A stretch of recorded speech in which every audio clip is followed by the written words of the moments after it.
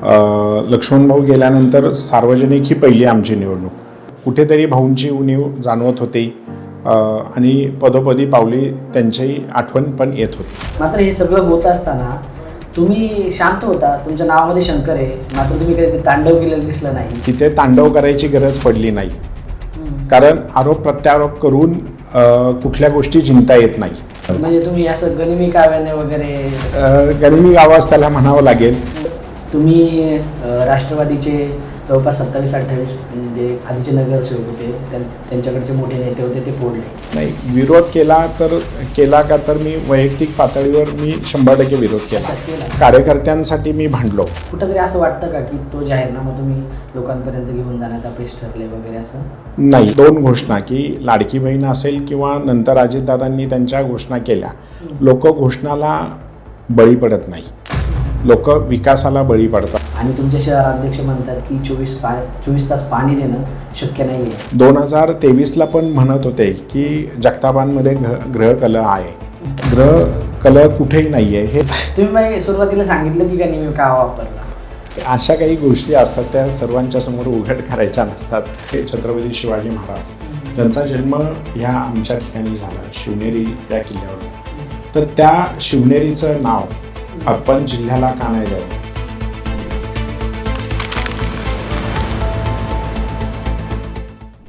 पिंपरी चिंचवडमध्ये भाजपनं 128 पैकी 85 जागा जिंकल्या आहेत.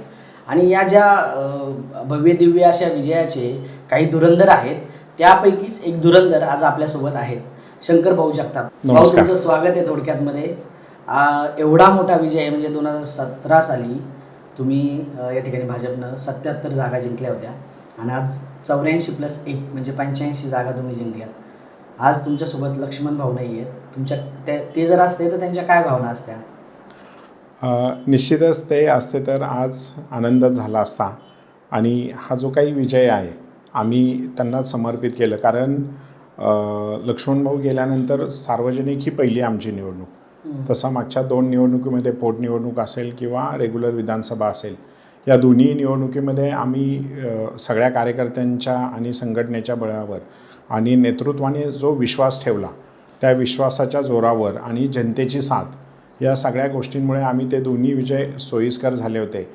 परंतु ही सार्वत्रिक निवडणूक म्हणजे स्थानिक स्वराज्य पातळीवरची, ही ते प्रत्येक कार्यकर्त्याला न्याय द्यायचा होता. आणि तो न्याय देत असताना कुठेतरी भाऊंची उणीव जाणवत होती आणि पदोपदी पावली त्यांची आठवण पण येत होती.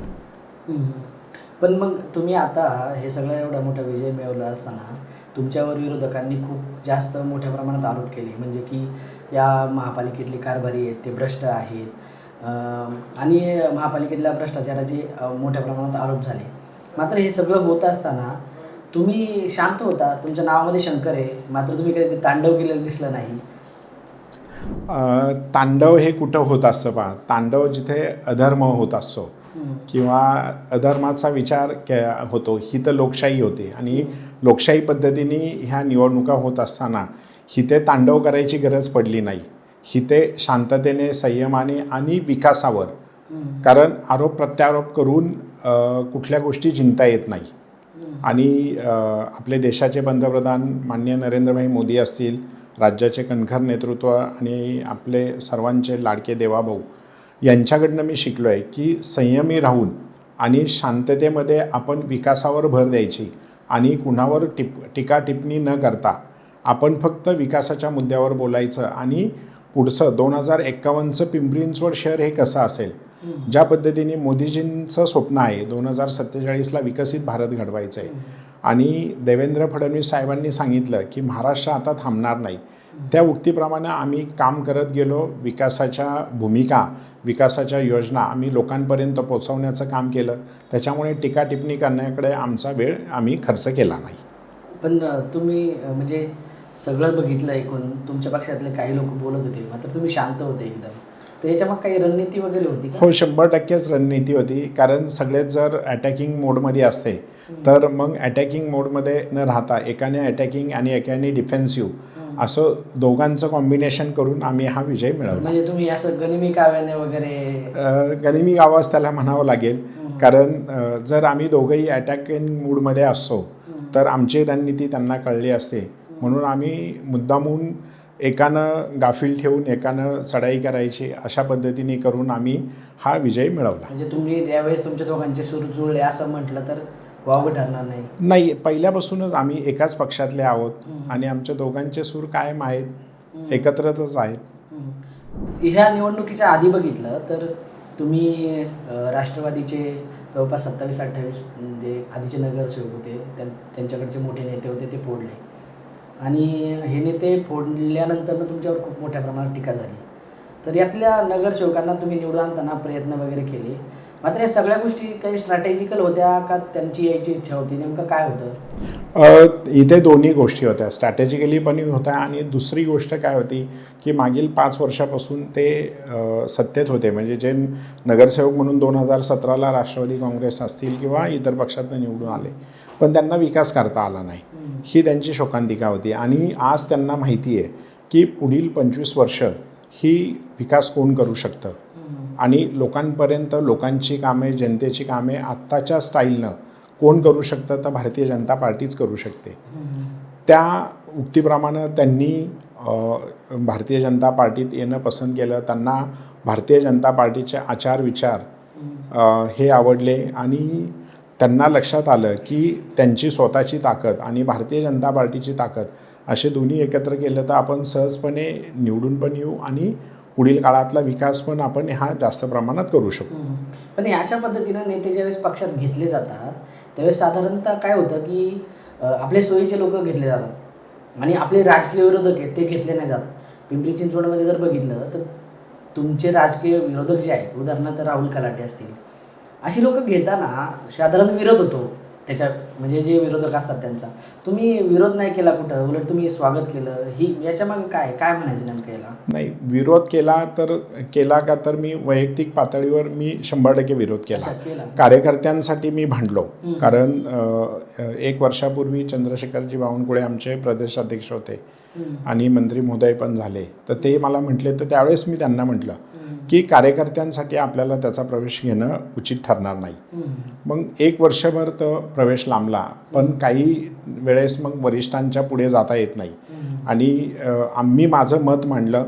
माझं मत मांडल्यानंतर वरिष्ठ जे निर्णय देईल, कारण हा पक्षच शिस्तेचा पक्ष आहे, निष्ठेचा पक्ष आहे आणि शिस्त आणि निष्ठा हे दोन्ही एकत्रित करूनच हा पक्ष आज एवढा मोठा झालेला आहे. आणि हे सगळं होत असताना म्हणजे जेव्हा वरिष्ठांनी सांगितलं की नाही त्याचा प्रवेश होणार आहे, तर मग मी म्हटलं शेवटी मी माझं मत कार्यकर्त्यांच्या खालच्या भावना, ज्या कार्यकर्त्यांनी गेली 15-20 वर्ष भारतीय जनता पार्टीचा झेंडा घेऊन ते पक्षासाठी काम करतात, त्यांचा विचार झाला पाहिजे या दृष्टिकोनातनं मी त्यांची मते माझ्या थ्रू वरिष्ठांपर्यंत पोचवली. आणि त्या काळात मग त्यांनी काही शब्द दिले आणि सांगितलं की कुठल्याही जुन्या कार्यकर्त्यांवर किंवा निष्ठावंत कार्यकर्त्यांवर कुठल्याही प्रकारचा अन्याय होणार नाही. आणि शेवटी वरिष्ठांनी निर्णय एकदा घेतल्यानंतर सर्व कार्यकर्ते आम्ही पक्षनिष्ठ आहोत, त्यामुळे आम्ही तो निर्णय मानून घेतला. आता जर बघितलं इथलं चित्र ऐकून तर अजित पवारांनी तर प्रचंड राळ उठवली होती, भ्रष्टाचाराचा मुद्दा पुढे केला होता आणि सगळ्यात महत्त्वाचं त्याच्यामध्ये होतं की त्यांनी दिलेली आश्वासनं त्यांच्या जाहीरनाम्यातली. त्यात सगळ्यात मेन होतं मेट्रोचा प्रवास मोफत आणि PMPML बसचा प्रवास मोफत. सो ह्या खूप लोकप्रिय घोषणा आहेत तसं बघितलं तर, म्हणजे लाडकी बहीणसारखी घोषणा आहे. तर मतदार या घोषणांना बोलण्याची शक्यता होती आणि अशी शक्यता असताना तुमच्या जाहीरनाम्यावर मात्र दुसरीकडे चर्चा होताना दिसली नाही. तर कुठंतरी असं वाटतं का की तो जाहीरनामा तुम्ही लोकांपर्यंत घेऊन जाण्यात अपयश ठरले वगैरे असं? नाही, आम्ही जाहीरनाम्याचा गवगावा केला नाही, त्याची पब्लिसिटी केली नाही, तर आम्ही जनतेपर्यंत पोहोचवला. तो प्रत्येक घरापर्यंत सॉफ्ट कॉपीच्या दरम्यान म्हणजे व्हॉट्सअप असेल, सोशल मीडियाच्या माध्यमातून आम्ही पाठवला. जिथे जिथे फिजिकली हार्ड कॉपी देणं शक्य आहे त्या ठिकाणी आम्ही दिला. आणि जाहीरनाम्याचा गवगावा न करता किंवा त्याचा आपण कुठेही मीडियामध्ये प्रोपोगंडा न करता तो जनतेपर्यंत नेऊन आम्ही तो सातत्यात कसं आणता येईल, तो इम्प्लिमेंट कसा होईल याच्यावर आम्ही जास्त भर दिलेला आहे. आणि तुम्ही ज्या बाबतीच्या घोषणा म्हणताय की 2 घोषणा, की लाडकी बहीण असेल किंवा नंतर अजितदादांनी त्यांच्या घोषणा केल्या. लोक घोषणाला बळी पडत नाही, लोक विकासाला बळी पडतात. लोक कामाला काम जो करतो माणूस त्याच्या पाठीमागे उभा राहतो. आणि लाडकी बहीण योजना पूर्वी घोषणा नव्हती केली, चालू केली. तसं ह्यांनी ह्या घोषणा केल्या, त्यामुळे लोक घोषणाकडे पाहून मतदान करत नाही. आता जर बघितलं व्यवस्थित तर तुम्ही म्हटले की इम्प्लिमेंटेशनवर तुम्ही भर दिला, पण आता तुम्ही एवढ्या मोठ्या संख्येनं तुम्हाला जनतेनं भरभरून मतं दिली, जागा दिल्या आणि तुमचे शहराध्यक्ष म्हणतात की 24 तास पाणी देणं शक्य नाही आहे. तर नेमकी काय परिस्थिती आहे? खरंच त्यांचं म्हणणं आहे तसं का तुम्ही देऊ शकता 24? कारण आता त्याची फार चर्चा होते, लक्षात घ्या. आणि कुठेतरी हा तुम्ही शहराची म्हणजे तुमच्याकडे निवडणूक प्रमुख म्हणून जबाबदारी होती आणि तुमच्या घोषणा होत्या, तर आज याच्यावर चर्चा होते. तर मला असं वाटतं की लोकांना याचं उत्तर मिळणं फार गरजेचं आहे. तर तुम्ही याच्यावर थोडं बोलावं. 100% 24 तास पाणी हे पिंपरी चिंचवडला मिळू शकतं. व्यवस्थित नियोजन केलं तर दररोज पाणी हे आपण देऊ शकतो. दररोज पाणी 24 तास नाही, पण दररोज आपण मुबलक जसं पूर्वी पाणी देत होतो त्या पद्धतीने आम्ही पाण्याचं नियोजन केलेलं आहे. आणि कसं देऊ शकतो, तर आज आम्ही 2051 पर्यंतची लोकसंख्या गृहीत धरून शहराला किती पाणी पुरवठा लागेल, तर साधारणतः 860 MLD पाणी पुरवठा लागणार आहे. तर त्या 860 MLD आज आम्ही 660 MLD पाणी उचलतो आहे. अतिरिक्त 200 MLD पाण्याची व्यवस्था आम्ही टाटाच्या मुळशी धरणातनं करायचं ठरवलेलं आहे. जलसंपदा मंत्री माननीय विखे पाटलांच्याकडेही आम्ही त्याबाबतच्या बैठका झाल्यात. त्यांना तत्वता मान्यता दिलेली आहे. माननीय मुख्यमंत्री साहेबांनी त्याला मान्यता दिलेली आहे. येणाऱ्या काळामध्ये आंध्रा असेल, भामा आसखेड असेल किंवा मुळशी डॅम असेल, या तिन्ही डॅममधनं जे अतिरिक्त साठा आम्हाला लागणार आहे तो आम्ही घेणार आहोत. आणि त्याच्या पुढे जाऊन आज नमामि गंगाच्या धर्तीवर पवना सुधार असेल, इंद्रायणी सुधार असेल, मुळा सुधारचं काम चालू झालेलं आहे. तर त्या दरम्यान आज आपण पाहिले तर आपण इथले STPची संख्या पण वाढवतोय. सिवेज ट्रीटमेंट प्लॅनच्या निमित्तानं आज आपण पाहिलं असेल तर 660 MLD पाणी देत असताना रिट्रीट किती करतो आणि रियूज किती करतो, तर याच्यामध्ये जवळपास 50% फरक आहे. ते येणाऱ्या 5 वर्षामध्ये जवळपास 70 ते 80% पाणी हे आम्ही रिट्रीट करणार आहोत. आणि नुसतं रिट्रीट करणार नाही तर रियूज पण होणार आहे. मग त्या रियूजमधनं जवळपास 200 MLD पाणी हे आम्हाला अतिरिक्त मिळणार आहे. आणि ते पाणी मग आम्ही कुठे वापरू शकतो, जिथे गार्डनिंग असेल, सेकंडरी यूज असेल, फ्लशिंग असेल, इंडस्ट्री असेल, अशा ठिकाणी आम्ही तो पाण्याचा साठा वापर करू शकतो. आणि अशा पद्धतीने नियोजन केल्यानंतर अमृत 3.0च्या योजनेच्या माध्यमातून माननीय पंतप्रधानांनी जे हर घर जलची योजना चालू केली आहे, त्या योजनेच्या अंतर्गत जे काही पाण्याचे लिकेजेस आहेत सध्या ते आम्ही दूर करतो आहे.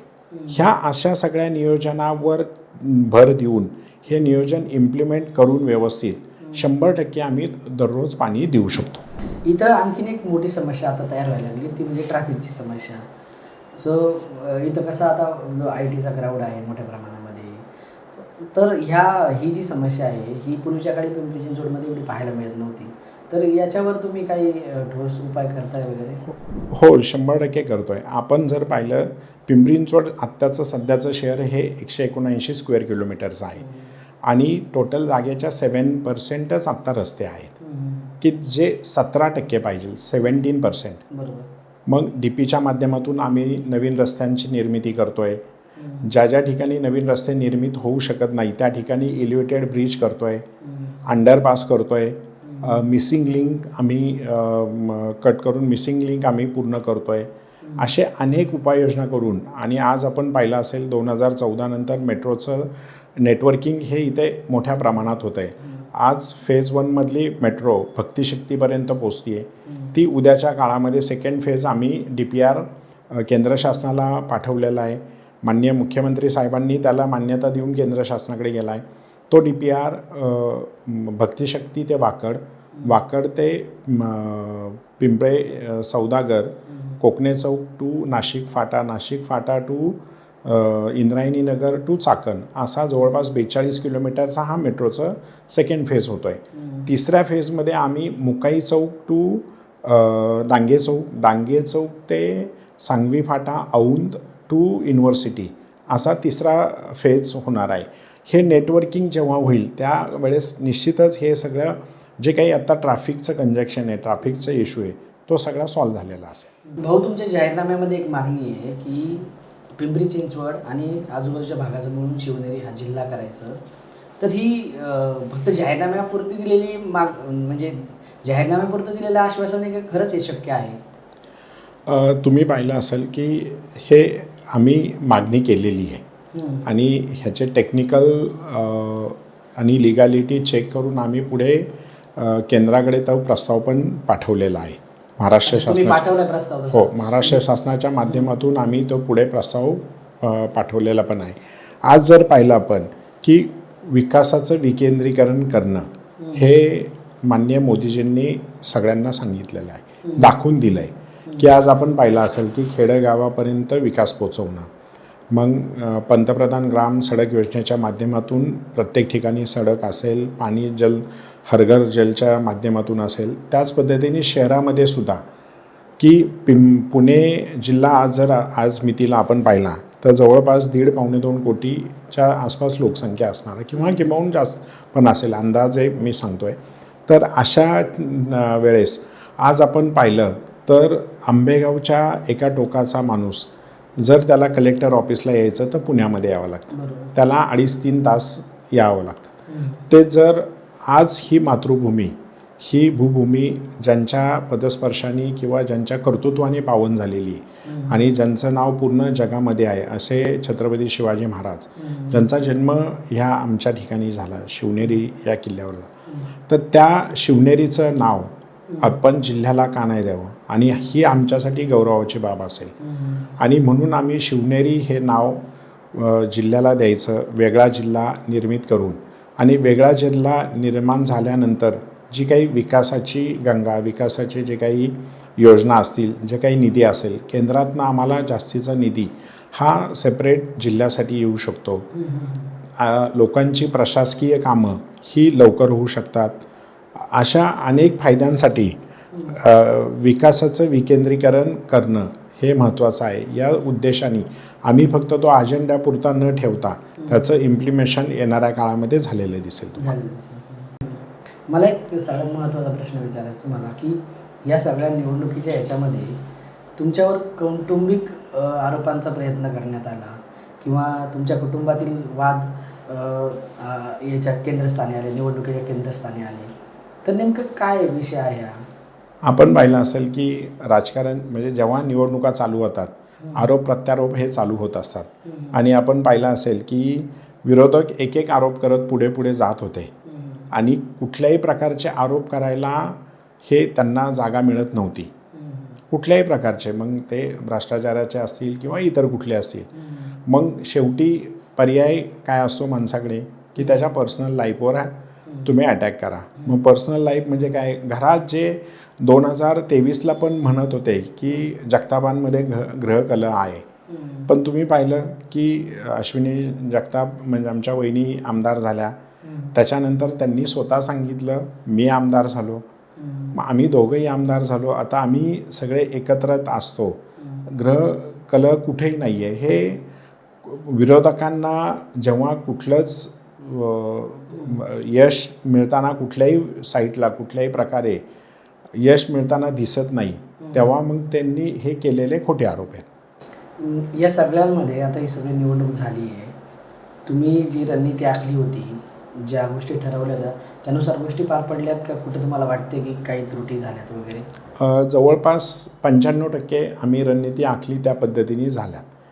आम्ही जो म्हणजे आपकी बार 100 पारचा नारा लावला होता, आम्ही 85 पर्यंत आम्ही मजल मारली. उरलेल्या 15 जागा ज्या आहेत तर त्या 15 जागेच्या बाबत तुम्ही जर पाहिलं असेल तर आमचे जवळपास एक 17 ते 18 उमेदवार जे पराभूत झालेले आहेत ते म्हणजे हजाराच्या आतमधल्या मतांमधनं पराभूत झालेत. एक तर उमेदवार आमचा 21 मतांनी पराभूत झाला आहे, कोण 350, कोण 450, ह्या अशा कमी मतांनी जे पराभूत झालेले आहेत. तर ते पराभूत नसते झाले तर आम्ही जे अचिव्हमेंट केलं म्हणजे आम्ही जे टार्गेट ठेवलं होतं, आम्ही जे रणनीती आखली होती ती 100% आमची सक्सेस झाली असते. तुमचा हा जो विभाग आहे याच्यात साधारण तुमच्या जागा किती आल्या तिकडच्या बाजूला?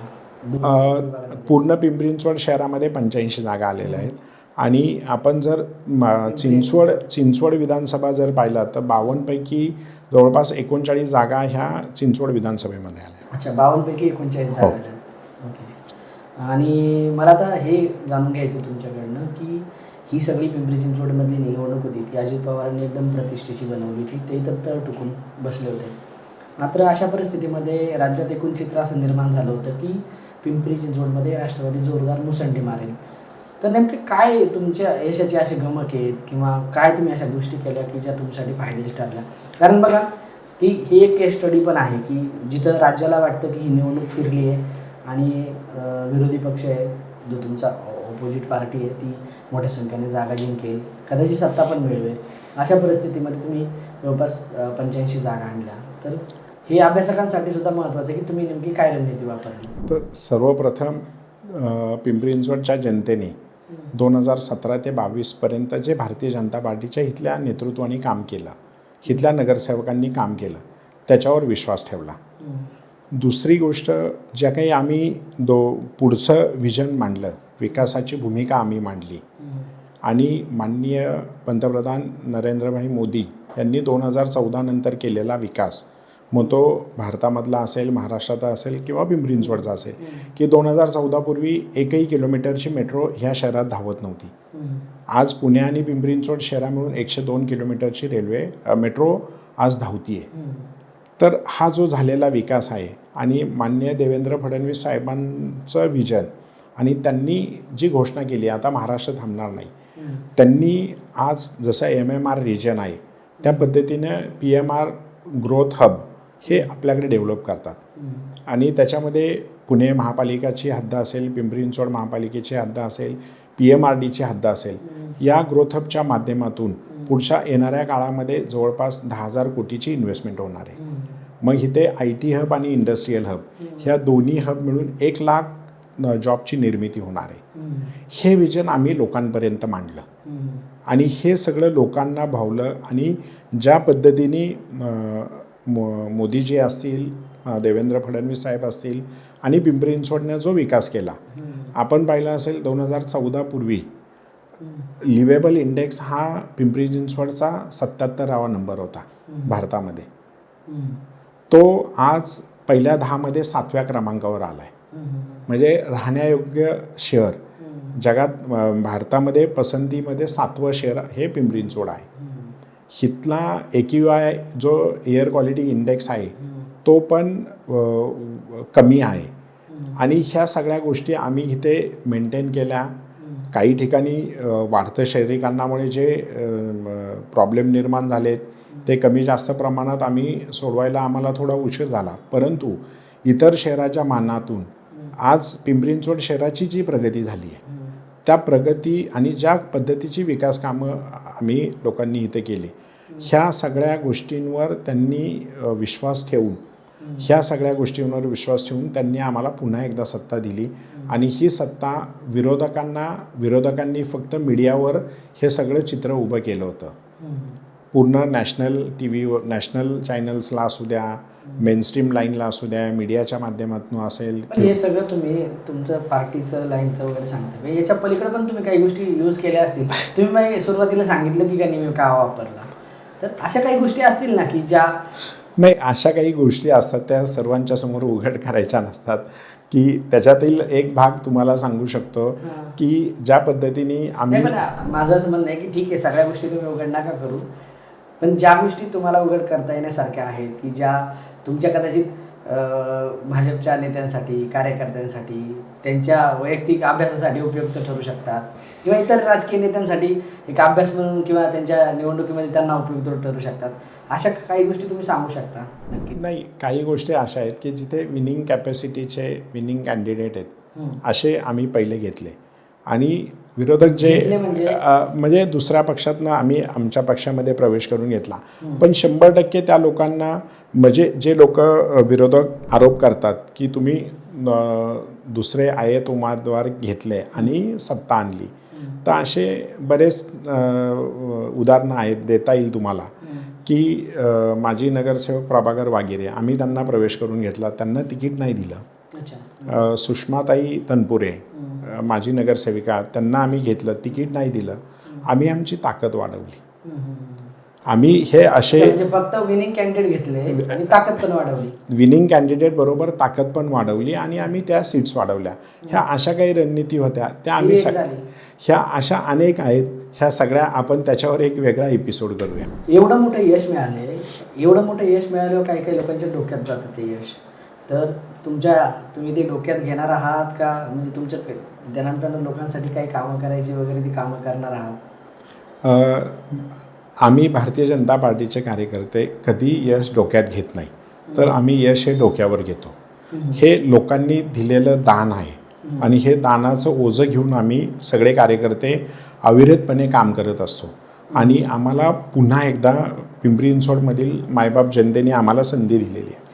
तर निश्चितच हे आम्ही डोक्यात न घेता, आम्ही डोक्यावर आम्ही ते दान असल्यागत आम्ही हिथून पुढच्या काळामध्ये जे आम्ही विकासनाम्याच्या माध्यमातून, वचननाम्याच्या माध्यमातून जी लोकांना आश्वासने दिलेत आणि जो 2047ला माननीय मोदीजींचं विकसित भारत घडवण्याचं जे स्वप्न आहे, 5 ट्रिलियन इकॉनॉमी करण्यासाठीचे जी इकॉनॉमीमध्ये 1 ट्रिलियन इकॉनॉमीचा महाराष्ट्राचा सहभाग असणार आहे, त्या 1 ट्रिलियन इकॉनॉमीमध्ये पुणे रिजनचा, जसं मागाशी मी तुम्हाला उल्लेख केला, PMR ग्रोथ हबचा जास्तीत जास्त सहभाग कसा असेल यासाठी आम्ही तो प्रयत्न करणार आहे. त्यामुळे निश्चितच हे जे काही यश आलं आहे, आम्हाला जे काही विजय प्राप्त झाला आहे, तो आम्ही डोक्यात न घेता डोक्यावर ठेवून लोकांसाठी काम करत राहू. याच्यामध्ये शंकर जगताप यांचा करिश्मा किती?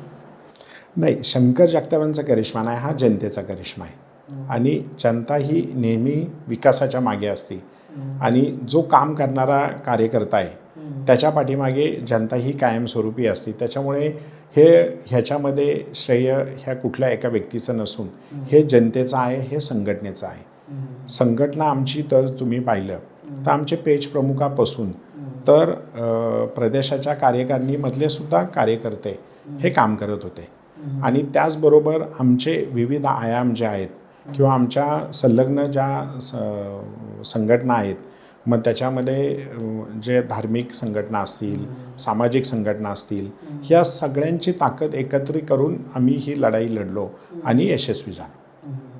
तर पिंपरी चिंचवडमध्ये हा जो करिश्मा भाजपनं केला आहे, हा वैयक्तिक माझा नाही आहे, हा जनतेचा करिश्मा आहे. आणि यासोबतच भाजपच्या संलग्न ज्या संस्था आहेत त्या संस्थांनी मिळून प्रयत्न केल्यामुळं हा रिझल्ट आला आहे. ही प्रतिक्रिया आपल्याला दिली ती शंकर जगताप यांनी. तर आपण पिंपरी चिंचवडमध्ये जी काही महापालिकेची निवडणूक घडली आणि त्यामध्ये भाजपला जे घवघवीत यश मिळालं, त्या यशामागचे जे काही सूत्रधार होते त्या सूत्रधारांपैकी एक असलेल्या शंकर जगतापांसोबत बातचीत केली. त्यांनी आपल्याला अगदी दिलखुलासपणे आपल्या सगळ्या प्रश्नांची उत्तरं दिली. तुमचं खूप खूप आभार की तुम्ही आमच्यासोबत गप्पा केल्यात आणि या सगळ्या गोष्टी आम्हाला समजून सांगितल्या. धन्यवाद कृष्णाजी.